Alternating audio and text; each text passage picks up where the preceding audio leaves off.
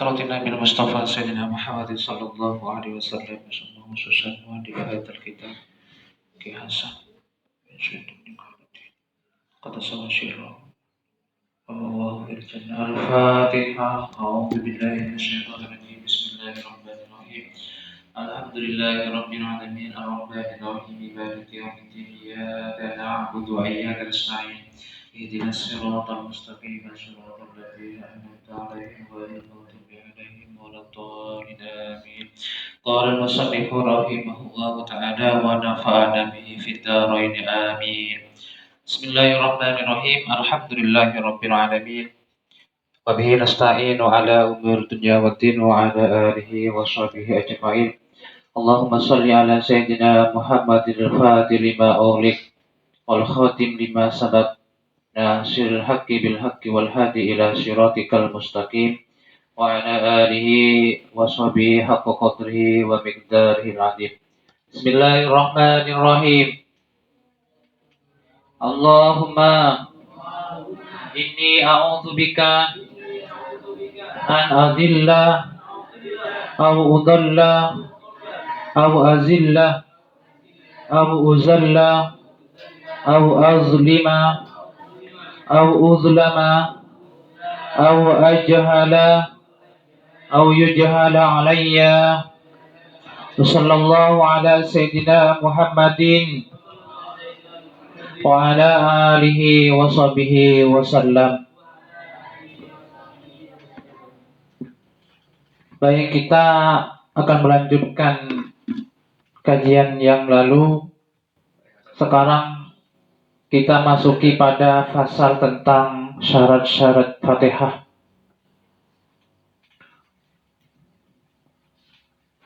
Fasal ini menjelaskan tentang syarat-syarat Fatihah, di mana Al-Fatihah ini termasuk daripada rukunnya sholat. Membaca surah Al-Fatihah adalah salah satu rukun sah sholat.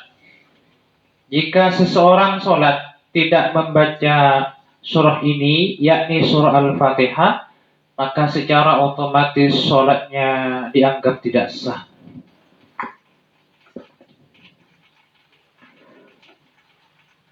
Al-Fatihah ini menjadi bagian penting di dalam sholat, karena saking pentingnya bacaan Al-Fatihah dalam sholat, maka membacanya tidak boleh sembarang.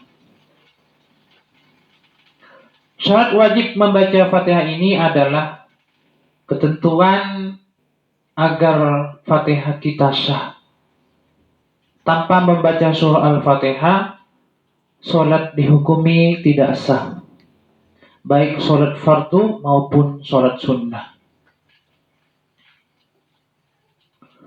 Syurutuha asyaratu asya'ah. Syurutuha asyaratun asya'u. Syarat-syarat membaca surat Al-Fatihah ini ada 10. Awwaluha at-tartibu. Jadi syarat-syaratnya membaca surat Al-Fatihah, syarat-syarat Al-Fatihah ini ada 10. Awwaluha, yang pertama, at-tartibu, yaitu tertib di antara ayat-ayatnya. Jadi yang pertama, syarat-syarat Al-Fatihah itu adalah tertib. Ini adalah berurut sesuai urutan ayat yang sudah tertulis di mushaf. Tertib ini berurutan di antara ayat-ayatnya, tidak boleh diacak.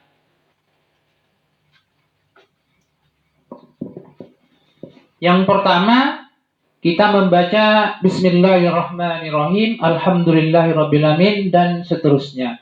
Tidak boleh diacak. Maka seseorang yang sholat, baik itu menjadi makmum atau imam, ketika membaca surah Al-Fatihah ini, yang pertama syaratnya harus tertib sesuai urutan, tidak boleh diacak. Yang pertama kita baca Bismillahirrahmanirrahim, Alhamdulillahirrabbilalamin, Ar-Rahmanirrahim, Maliki yaumiddin, dan seterusnya. Itu syarat yang pertama, tertib. Jadi ketika kita sholat, kemudian kita membaca surah Al-Fatihah dengan diajak secara otomatis, maka tidak akan sah sholatnya. Karena bacaan Fatihahnya sudah tidak berurutan, tidak tertib. Wal wila'u yang kedua yaitu terus menerus. Bacaan surah Fatihahnya terus menerus tanpa tidak ada jeda. Bismillahirrahmanirrahim. Alhamdulillahi rabbil alamin. Ar-Rahmanir-Rahim dan seterusnya. Ini tidak ada jeda. Artinya terus menerus. Jadi syaratnya Al-Fatihah yang kedua ini adalah terus menerus. Baik itu di antara ayatnya, antara ayat 1 dan ayat seterusnya. Ri'ayatus syiddati. Yang nomor 3, syarat Fatihah yang nomor 3 yaitu menjaga tasdid-tasdidnya Al-Fatihah. Ini perlu diketahui ketika kita membaca Fatihah harus diperhatikan tasdid-tasdidnya yang ada di surah Al-Fatihah. Kenapa? Kalau satu saja tasdid Al-Fatihah yang kita baca itu tidak dibaca, secara otomatis Al-Fatihahnya batal. Fatihahnya rusak. Sehingga ketika rusak Al-Fatihahnya disebabkan salah satu tasdidnya tidak dibaca, maka sholatnya dianggap tidak sah. Kenapa? Karena Al-Fatihah ini adalah termasuk daripada salah satu rukunnya sholat. Makanya hati-hati ketika kita membaca Al-Fatihah, tasdidnya harus dibaca. Disebutkan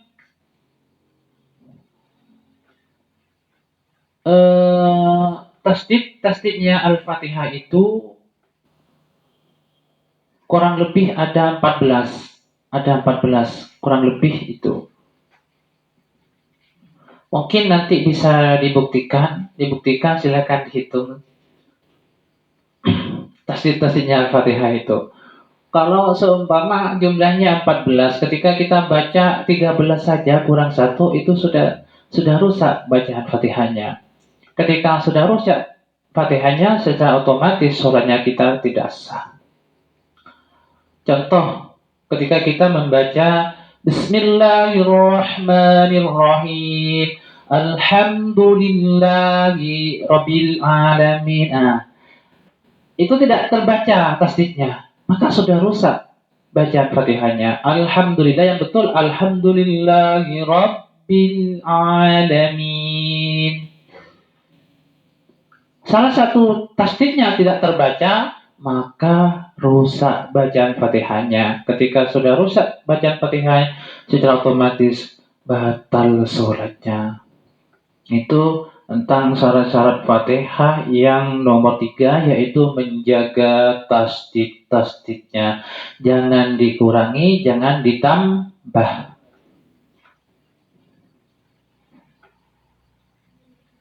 Kemudian yang keempat, syarat daripada syarat-syarat Fatihah itu adalah menjaga ri'ayatu wal hurufi. Ini menjadi atof ya. Ri'ayatu syiddah ini wal hurufi ini atof kepada syiddat ini. Dibaca hurufi. Menjaga huruf-huruf Fatihah. Huruf-hurufnya diperhatikan, tidak boleh salah satu saja dirubah atau dikurangi sehingga bisa merubah maknanya. Salah satu contoh, Alhamdulillahi rabbil alamin, Ar-Rahmanir-Rahim, Maliki yaumiddin. Shiratal mustaqim, ada shiratal mustaqim, bacaan shiratal mustaqim itu. Kemudian Ada bacaan an'amta. An'amta. Itu sudah an'amta. Ketika kita diganti menjadi an'amta, ini sudah berubah makna. Makanya di sini tidak boleh kita harus menjaga huruf-huruf Fatihahnya, tidak boleh dikurangi atau tidak boleh ditambah, sehingga ini akan berpengaruh kepada makna dan artinya. Contoh alhamdulillahi atau dibaca alhamdulillahu. Ini akan merubah maknanya. Baik itu secara nahwu shorof sudah berubah, apalagi secara arti dan maknanya. Makanya syarat-syarat Fatihah yang keempat ini harus menjaga huruf-huruf Fatihahnya. Tidak boleh juga dirubah. Sirotah atau dibaca sirotah. Sirotah biasa dirubah menjadi surotah, diganti ta. Ini sudah berubah. Sirotol mustaqim itu adalah jalan yang lurus. Kalau sirotah mustaqim ini sudah berbeda makna. Makanya syarat-syarat Fatihah yang nomor 4 ini adalah harus dijaga huruf-huruf Fatihah. Wa tarku saktatin tawilin wa yafi. Dan syarat-syarat Fatihah yang nomor 5 ini adalah meninggalkan diam yang lama. Ketika kita membaca Al-Fatihah tidak boleh dijeda atau tidak boleh berhenti dengan diam yang lama. Seumpama kita di dalam Al-Fatihah kita menambahkan bacaan dzikir atau kita diam yang lama. Contoh Bismillahirrahmanirrahim. Alhamdulillahirabbil alamin. Sampai 5 menit. Ini diam-diam yang lama. Sampai 5 menit atau 10 menit. Sehingga ini karena syarat-syarat yang pertama ini adalah syarat yang pertama dan yang kedua ini terus menerus. Tidak boleh ada jeda, baik jeda yang sebentar ataupun yang lama. Ketika ada jeda yang lama, maka secara otomatis akan merusak kepada bacaan Fatihahnya. Ketika sudah rusak Fatihahnya, maka secara otomatis batal sholatnya. Ya, itu syarat yang nomor 5.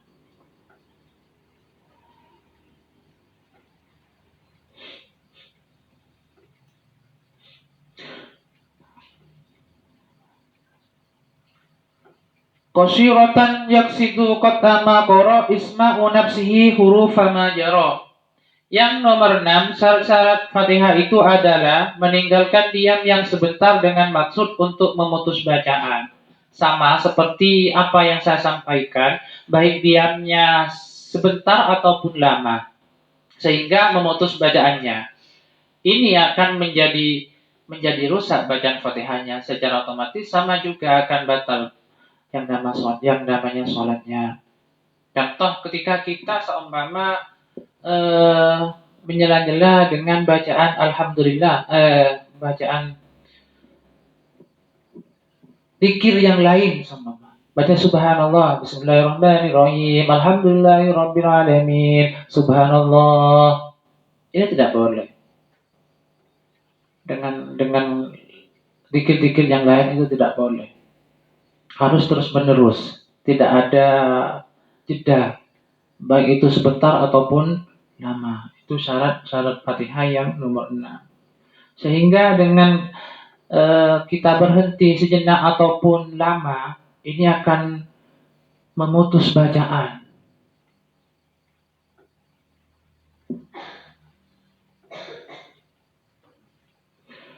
Yang nomor 7, mendengarkan pada diri sendiri huruf-huruf yang dibaca.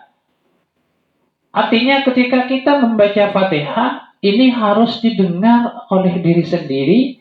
Itu kalau sholat munfarid. Kalau sholat sendirian. Itu kalau sholat sirriyah. Kalau sholat yang seperti sholat duhur, itu harus kita secara harus didengar bacaan Al-Fatihahnya oleh kita sendiri kalau sholat sendiri. Bacaan Al-Fatihahnya kemudian huruf-hurufnya harus didengar kita sendiri. Ini termasuk daripada syarat-syarat Al-Fatihah yang nomor 7. Bagaimana kalau seandainya tidak didengar kita sama, maka tidak sah kalau kita mengikuti kitab ini. Karena termasuk syarat-syarat Fatihahnya itu harus didengar kita sendiri. Walaupun berbisik-bisik.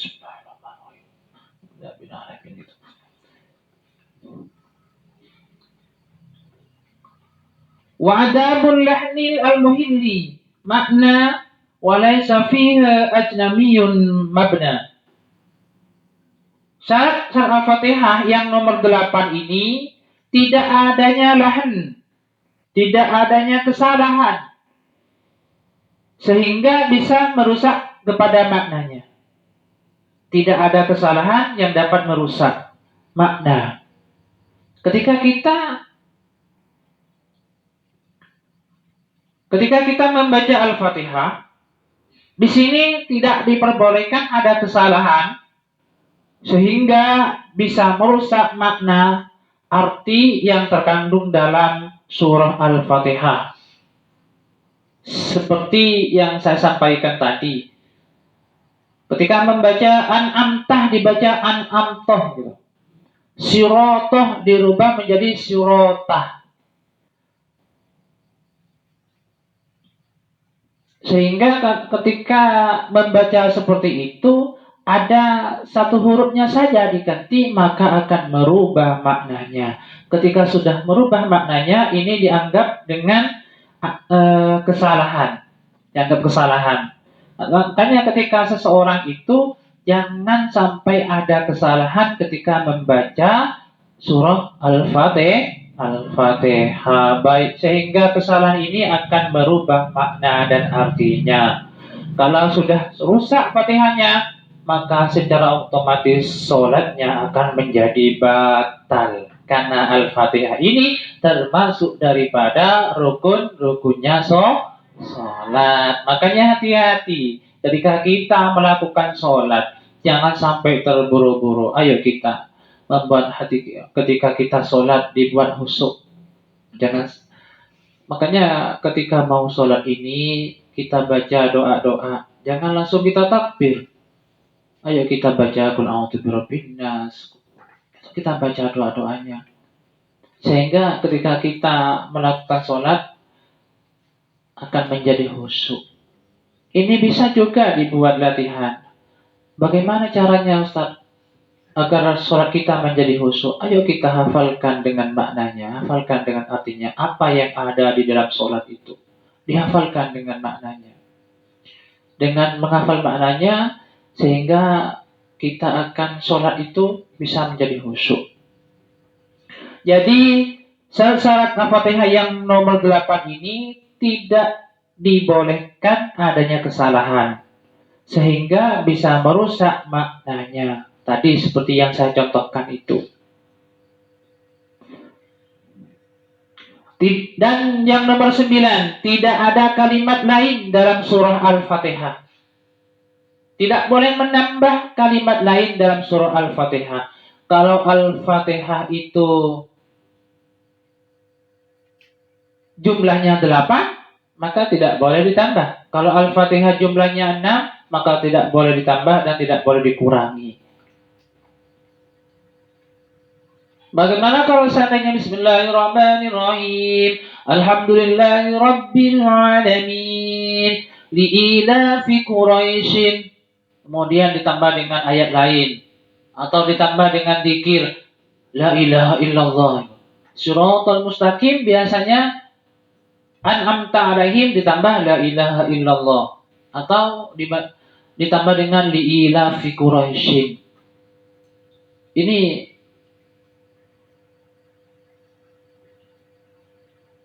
Ini akan menjadi rusak Fatihahnya.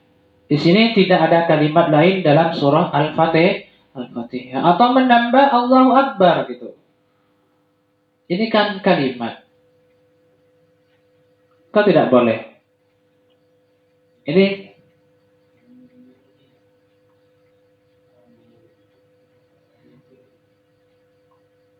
sesuai dengan kitab ini tidak boleh ditambah dengan kalimat lain. Tidak boleh ditambah dengan kalimat lain. Kalau seperti itu biasanya tergantung kepada yang menyikapi.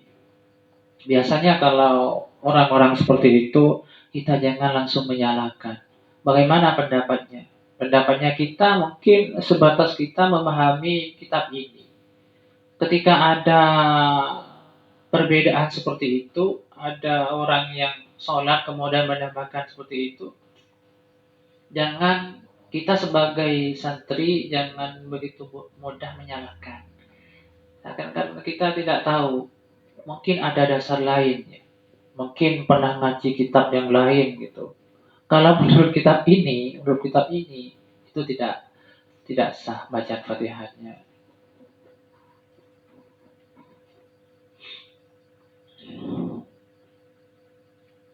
Itu yang nomor 9. Makanya hati-hati ketika kita sholat, kemudian kita jaga yang namanya surah Al-Fatihahnya, baik tasdiknya, hurufnya, jangan sampai melebihi ataupun dikurangi. Tasdiknya harus pas, kemudian huruf-hurufnya jangan dirubah sehingga akan mengalami perubahan makna. Wa antakuna halatal qiyami. Yang terakhir, wa antakuna halatal qiyami fil fardil qadir lil qiyam. Surah Fatihah ini dibaca dalam keadaan berdiri di dalam sholat fardu bagi orang yang mampu berdiri. Artinya yang terakhir ini termasuk syarat-syarat Fatihah ini dibaca dalam keadaan berdiri bagi orang yang mampu, dengan catatan kalau seandainya dia mampu berdiri. Kalau tidak mampu berdiri maka dibaca dalam keadaan duduk. Tapi di sini ada catatan, jika Fatihah itu dibaca pada saat berdiri, namun posisi berdirinya tidak sempurna, dengan gambaran contoh, saat di pertengahan bangun dari tasyahud, dari tasyahud awal dia bangun sudah memulai membaca Al-Fatihah. Ini belum sempurna, ini dari tasyahud awal kemudian berdiri lagi. Belum sempurna berdirinya lalu membaca Al-Fatihah, maka Fatihahnya itu tidak sah karena berdirinya tidak sempurna. Karena dibaca pada saat posisi berdiri belum sempurna. Ini tidak sah. Satu contoh ketika kalian kemudian ini tasyahud awal kasusnya ya. Ketika tasyahud awal kemudian mau berdiri dan di pertengahan belum sempurna berdirinya, dia langsung membaca Al-Fatihah. Maka status Fatihahnya tidak sah karena berdirinya belum sempurna. Berdiri di dalam sholat itu, yang ada dalam rukun sholat itu dalam keadaan sempurna, dengan catatan mon orang yang sakit tengah tidak bisa dipaksakan untuk tegak lurus. Kalau sakit pinggang ini tidak bisa untuk tegak lurus. Ini dalam catatan seperti itu terkecuali. Tapi kalau memungkinkan untuk tegak lurus, harus dilakukan atau dikerjakan dengan tegak lurus. Kenapa? Karena ini akan menjadi rusak yang namanya Fatihahnya. Ketika rusak Fatihahnya, maka batal sholatnya. Ini semuanya tentang syarat-syarat Fatihah yang harus dipenuhi. Semuanya ada 10. Makanya hati-hati, sekali lagi saya sampaikan kepada santri, ketika kita mau melakukan sholat, hati-hati Mari kita amalkan, mari kita renungkan apa yang sudah kita pelajari bersama ini. Karena ketika kita sudah mengamalkan daripada kitab ini akan membuahkan hasil barokah dan manfaat. Apa namanya barokah itu? Barokah itu kan bertambahnya kebaikan. Manfaat hasilnya nanti ketika kalian sudah pulang ke masyarakat. Manfaatnya apa? Pasti akan mengalami, merasakan. Makanya hati-hati ketika kita berkomunikasi kepada Allah Subhanahu wa taala.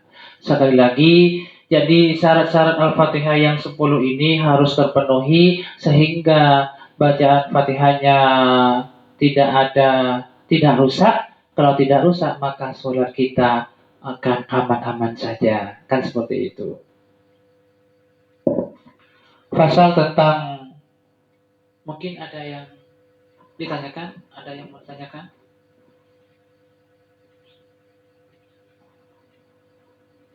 Sudah pas.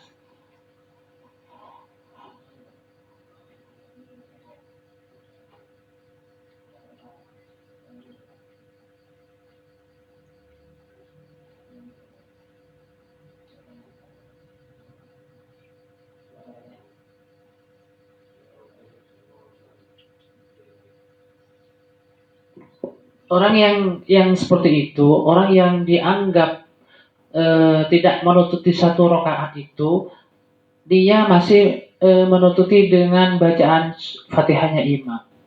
Kalau dia sudah tidak menutupi bacaan itu, berarti dia tidak menutupi satu rakaat. Kalau menutupi bacaan Fatihahnya imam, semua baca Fatihah masih nutut, maka itu dianggap menutupi satu rakaat. Tapi kalau sudah imam sudah ruku, itu sudah tidak dianggap menutupi satu rakaat.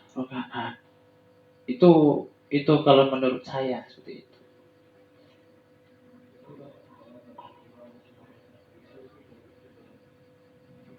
Sudah tidak nututi. Itu tidak sudah harus sama kita dua rakaat yang harus nambah dua rakaat gitu. Tapi kalau masih nututin Al-Fatihah itu dianggap menutup, masih dapat satu rakaat.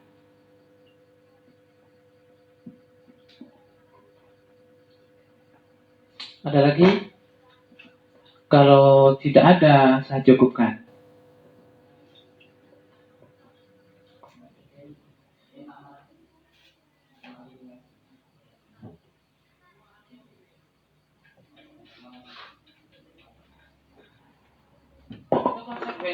Konsekuensi. Makanya ketika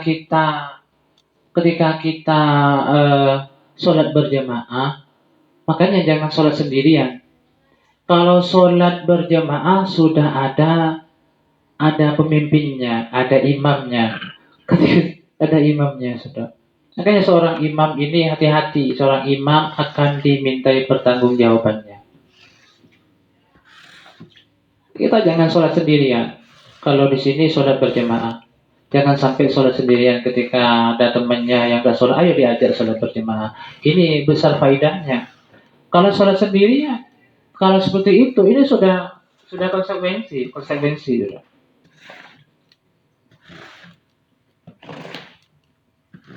Baik, kalau tidak lagi saya cukupkan pasal tentang tasdid Al-Fatihah wa huwa wala bisawab. Al-Fatihah. A'udzubillahi minasyaitonir rajim. Bismillahirrahmanirrahim. Alhamdulillahirabbil alamin arrahmanir rahim maliki yaumiddin.